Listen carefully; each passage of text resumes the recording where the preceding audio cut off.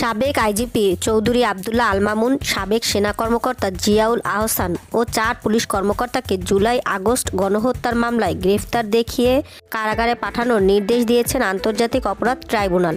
বিচারপতি গোলাম মুর্তজা মজুমদারের নেতৃত্বে 3 সদস্যের ট্রাইব্যুনাল এই আদেশ দেন। আদেশে আগামী 19 ডিসেম্বরের মধ্যে তদন্ত প্রতিবেদন দাখিলের সময় বেঁধে দেন আদালত। শুনানিতে চিফ প্রসিকিউটর বলেন, সাবেক আইজিপি মামুন ছিলেন জুলাই-আগস্ট গণহত্যার সেনাপতি, আর সাবেক সেনা কর্মকর্তা জিয়াউল আহসানের ভয়াবহ নির্যাতনের তুলনা হতে পারে বলকানের কসাই রাদোভান কারাদর্জিদের সাথে। তুচ্ছ ঘটনার জেরে ঢাকা কলেজ ও সিটি কলেজের মধ্যে ব্যাপক সংঘর্ষ হয়েছে।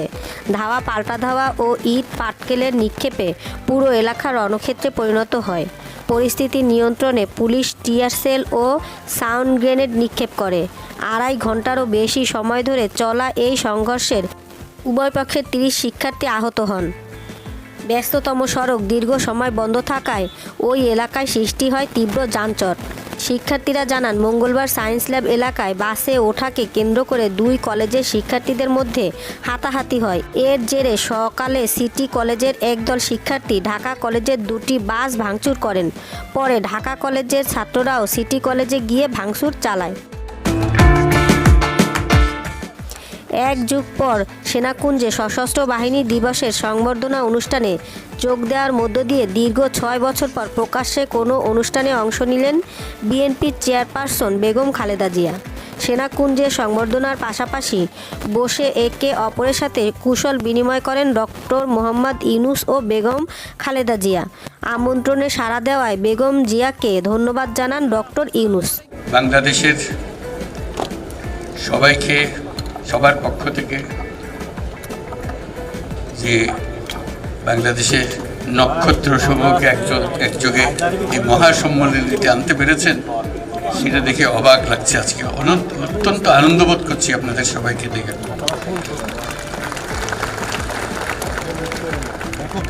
আর যে নক্ষত্ররা এখানে শরিক হতে পারেন নাই, জায়গার অভাবে জায়গা দিতে পারেন নাই, তাদের কাছে দুঃখ প্রকাশ করছে। এবং যে নক্ষত্র সারা বাংলাদেশে ছড়িয়ে আছে, তাদেরকে এখানে সবার পক্ষ থেকে আমরা সালাম জানাচ্ছি। আজ আমরা বিশেষভাবে সৌভাগ্যবান এবং সম্মানিত যে বাংলাদেশের 3 বারের নির্বাচিত প্রধানমন্ত্রী, বীর মুক্তিযোদ্ধা শহীদ রাষ্ট্রপতি জিয়াউর রহমানের স্ত্রী বেগম খালেদা জিয়া আজ এখানে আমাদের মধ্যে উপস্থিত আছেন।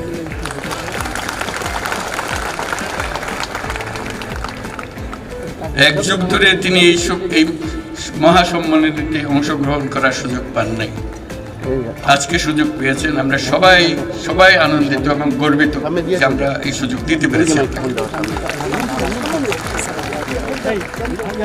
শারীরিক অসুস্থতা সত্ত্বেও এই বিশেষ দিবসে সবার সঙ্গে শরীক হওয়ার জন্য আপনাকে আবারও ধন্যবাদ।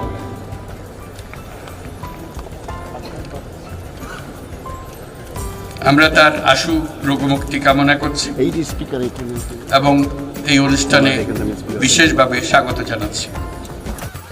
অটোরিকশা চলাচলের দাবিতে রাজধানীর মহাখালীতে সড়ক অবরোধকারীদের সাথে সেনাবাহিনী ও পুলিশের দফায় দফায় সংঘর্ষ হয়।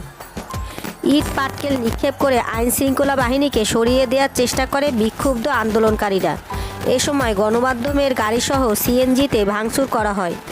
একই দাবিতে মোহাম্মদপুর, মিরপুর, রামপুরা, ডেমরাতেও সড়ক অবরোধ করায় তীব্র যানজটে চরম ভোগান্তিতে পড়েন নগরবাসীরা। জাতীয় নির্বাচন যত দেরি হবে, গণ আন্দোলনের ক্ষমতা হারানো স্বৈরাচার দেশি বিদেশি প্রভুদের নিয়ে তত বেশি ষড়যন্ত্র করার সুযোগ পাবে বলে আশঙ্কা প্রকাশ করেছেন বিএনপির ভারপ্রাপ্ত চেয়ারম্যান তারেক রহমান। চুয়াডাঙ্গা জেলা বিএনপির সম্মেলনে ভার্চুয়ালি যুক্ত হয়ে তিনি বলেন, জনগণের নির্বাচিত প্রতিনিধি ক্ষমতায় আসলেই কেবল জন আকাঙ্ক্ষা অনুযায়ী সব সংস্কার বাস্তবায়ন সম্ভব হবে। ভুল চিকিৎসায় ছাত্র মৃত্যুর ঘটনায় পাল্টাপাল্টি হামলায় রাজধানীর যাত্রাবাড়ী ও ডেমরা এলাকা রণক্ষেত্রে পরিণত হয়েছে। এই দিন কবি নজরুল ও সরওয়ার্দী কলেজের শিক্ষার্থীরা হামলা ভাঙচুর ও লুটপাট করে ডেমরার মাহবুবুর রহমান মোল্লা কলেজে প্রতিরোধ করলে দুই পক্ষের মধ্যে ব্যাপক ধাওয়া পাল্টা ধাওয়া ও সংঘর্ষ বাধে। এই ঘটনায় আহত হয়েছে শতাধিক শিক্ষার্থী। চট্টগ্রামে সনাতন জাগরণ মঞ্চের মুখপাত্র চিন্ময় কৃষ্ণ দাস ব্রহ্মচারীকে জেল হাজতে পাঠানোকে কেন্দ্র করে সহিংসতায় সাইফুল ইসলাম আলিফ নামে এক আইনজীবী নিহত হয়েছেন। এই ঘটনায় আহত হয়েছে আরও 8 জন। এর আগে দুপুরে চট্টগ্রামের আদালত প্রাঙ্গণে বিক্ষোভকারী ইসকনের অনুসারীদের ছত্রভঙ্গ করতে লাঠিচার্জ ও সাউন্ড গ্রেনেড নিক্ষেপ করে আইনশৃঙ্খলা রক্ষাকারী বাহিনী। আইনজীবীদের অভিযোগ, বিক্ষোভকারীদের হামলা আলিফের মৃত্যু হয়েছে। জিয়া চ্যারিটেবল ট্রাস্ট দুর্নীতি মামলায় সাজা বাতিল করে বিএনপি চেয়ারপারসনের বেগম খালেদা জিয়াকে খালাস দিয়েছেন হাইকোর্ট।